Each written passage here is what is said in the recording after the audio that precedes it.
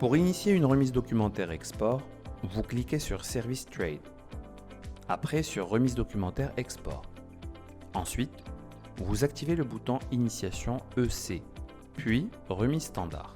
Dans le formulaire qui apparaît, commencez par copier l'identifiant du système dans la case Référence client. Après, choisissez le terme de la remise parmi les choix qui se présentent. Si vous choisissez Document contre acceptation, vous serez amené à remplir la période du terme.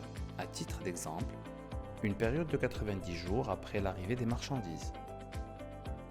Vous pouvez également joindre une lettre d'accompagnement. Ensuite, vous sélectionnez le bénéficiaire, la devise souhaitée et bien évidemment le montant. Finalement, vous choisissez la banque présentatrice.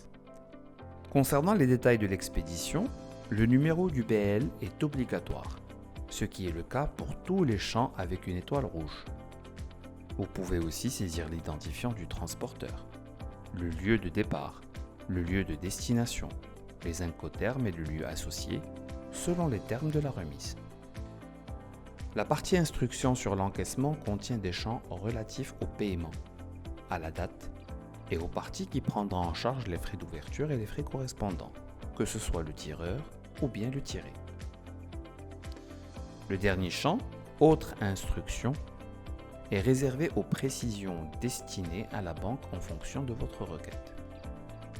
Ensuite, vous pouvez ajouter l'ensemble des documents de votre remise selon la liste qui apparaît. Par exemple, vous pouvez ajouter une facture commerciale. Après, vous renseignez les champs requis avant de cliquer sur Sauvegarder. Cela s'applique à tous les documents que vous allez intégrer. Dans cet exemple, 3 documents ont été ajoutés. Une fois que vous aurez sauvegardé tous les documents, vous pouvez rajouter des informations relatives à la description des marchandises. Par la suite, vous choisissez le mode d'envoi des documents. Après, vous sélectionnez le compte principal et le compte où les frais seront débités.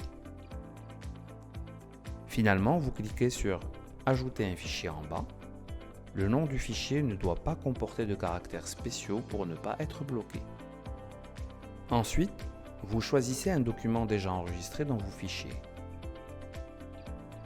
avant de cliquer sur Ajouter. Pour valider cette opération, vous cliquez sur Soumettre afin de générer un OTP via l'application BSign. Et voilà, votre demande de remise documentaire est bien enregistrée.